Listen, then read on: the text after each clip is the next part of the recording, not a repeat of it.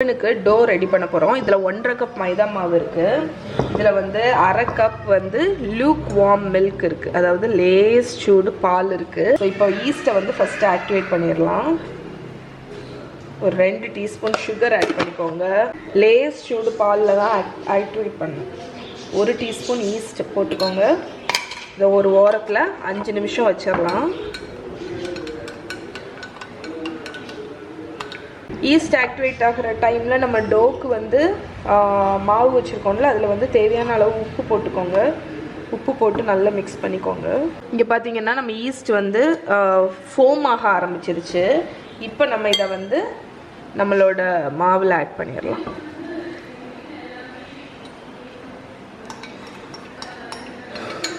வந்து ஒரு டோ மாதிரி ரெடி பண்ணிடலாம். நான் எப்போவுமே வந்து டோ பண்ணுறதுக்கு ஸ்டார்டிங்கில் வந்து ஸ்பூனோ ஃபோர்க்கோ வச்சு மிக்ஸ் பண்ணிவிட்டு அதுக்கப்புறம் நீங்கள் கையை வச்சு மிக்ஸ் பண்ணிங்கன்னா உங்களுக்கு வந்து கையில் அந்த பிசு பிசுன்னு ஒட்டாது.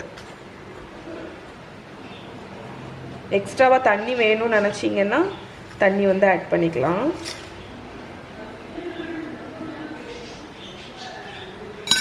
ஸோ இதை நல்ல ஒரு டோவாக பிசைஞ்சிட்டு காணிக்கிறேன்.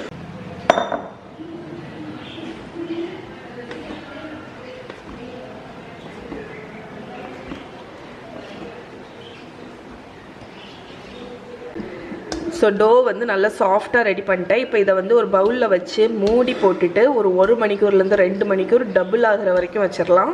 அது இப்போ நம்மளோட டோ வந்து ஆல்மோஸ்ட் டபுள் ஆகிடுச்சு. இதை இப்போ நம்ம வந்து இங்கிலீஷ் மஃபின்ஸ் மாதிரி ரோல் பண்ணிடலாம்.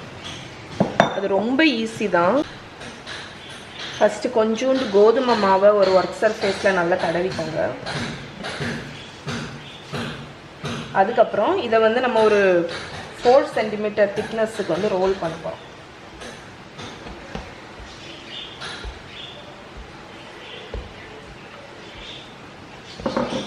ரோல் பண்ணதுக்கப்புறம் இதை ரவுண்ட் குக்கி கட்டர், இந்த அளவுக்கு சைஸில் உள்ள குக்கி கட்டரை வச்சு கட் பண்ணிக்கலாம்.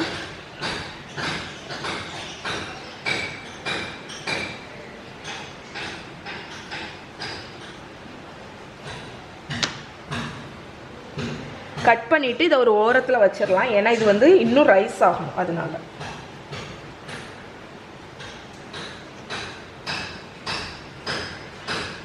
இந்த டோ வந்து ஒரு துணி வச்சு கவர் பண்ணிட்டேன். இது ஒரு 1 hour வந்து டபுள் ஆகிற வரைக்கும் ரைஸ் ஆகட்டும். அதுக்கப்புறம் நம்ம இதை குக் பண்ணிடலாம். இங்கிலீஷ் மஃபின்ஸ் வந்து எந்த அளவுக்கு அழகாக ரைஸ் ஆகிருக்கு பாருங்கள். நம்மளோட மஃபின்ஸை வந்து கேர்ஃபுல்லாக எடுத்து நம்ம இந்த பேனில் வச்சிடலாம். ஒவ்வொரு சைடும் ஒரு லோ ஃப்ளேமில் ஒரு 4 to 5 minutes குக் ஆகட்டும். ஒரு சைடு குக் ஆனோன்னா திருப்பி போட்டு அடுத்த சைடு குக் பண்ண போகிறோம். ஓகே, நம்மளோட இங்கிலீஷ் மஃபின்ஸ் வந்து ஒரு பக்கம் கொஞ்சம் குக் ஆயாச்சு. இப்போ இதை வந்து ஃப்ளிப் பண்ணிடலாம். ஓகே,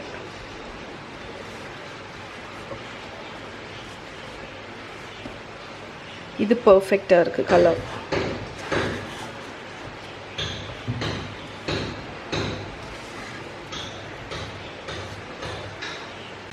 நம்ம இங்கிலீஷ் மஃபின்ஸ் வந்து ஒவ்வொரு சைடும் 4 to 5 minutes நல்லா குக் ஆகிடுச்சு. இப்போ இதை எடுத்து ஒரு சைடில் கம்ப்ளீட்டாக கூலாக விட்டுறலாம். அதுக்கப்புறம் நம்ம டோஸ்ட் பண்ணிக்கலாம். இப்போ நம்ம இங்கிலீஷ் மஃபின்ஸ் கூல் ஆயாச்சு. ஒரு 10 minutes 15 minutes. இதை இப்போ ஓப்பன் பண்ணிடலாம். இங்கிலீஷ் மஃபின்ஸ் ஓப்பன் பண்ணுறது வந்து இந்த மாதிரி ஃபோர்க்கை வந்து சென்டரில் இப்படி சுற்றிலும் பண்ணுங்கள். பண்ணிவிட்டு நம்ம வந்து ஓப்பன் பண்ண போகிறோம். அப்போ தான் அதில் வந்து டெக்ஸ்சர் இருக்கும். ஒரு நைஃபை வச்சு கட் பண்ணுறத விட இந்த மாதிரி ஓப்பன் பண்ணிங்கன்னா உங்களுக்கு வந்து ஒரு டெக்ஸ்சர் கிடைக்கும். ஓகே, எவ்வளோ சாஃப்ட் அண்ட் பில்லோவியாக இருக்குது பாருங்கள். இப்போ இதை டோஸ்ட் பண்ணிடலாம். ஓகே, யூஸ்வலாக எக் பெனடிக்ட்ஸ் வந்து பேக்கன் ஒன்று கிடைக்கும்ல, இல்லைன்னா ஹேம்னு கிடைக்கும். அதெல்லாம் வந்து இந்த பன்னை டோஸ்ட் பண்ணி அதுக்கு மேலே கிறிஸ்பியாக ஃப்ரை பண்ணி வைப்பாங்க. பட் நான் இன்றைக்கி வந்து ஜஸ்ட் வந்து இந்த இங்கிலீஷ் மஃபின், அதுக்கப்புறம் வந்து போச்ட் எக்கு, அதுக்கப்புறம் ஹாலண்டேஸ் சாஸ், அவ்வளோதான் பண்ண போகிறேன். ஸோ அதுக்கு நம்ம ஃபஸ்ட்டு வந்து இந்த மஃபினை டோஸ்ட் பண்ணிக்கலாம்.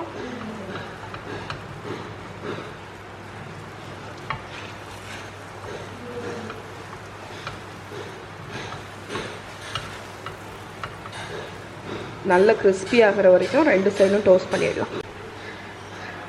ஓகே, நல்ல கோல்டனாக டோஸ்ட் பண்ணியாச்சு. இப்போ நம்ம சர்வ் பண்ணிடலாம்.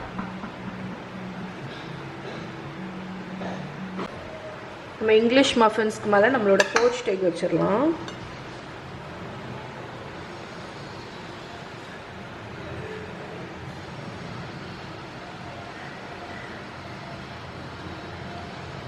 இப்போ இதுக்கு மேலே நம்மளோட ஹாலண்டேஸ் சாஸை ஊற்றிடலாம்.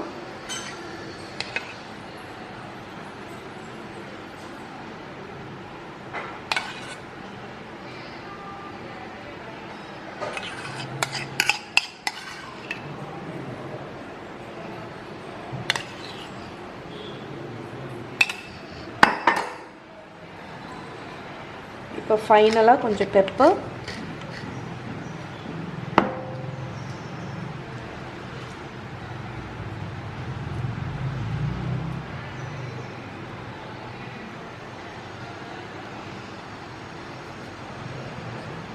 ஓகே ஃப்ரெண்ட்ஸ், ஸோ நம்மளோட சூப்பரான எக் பெனடிக்ட் ரெடி ஆயிடுச்சு பாருங்கள்.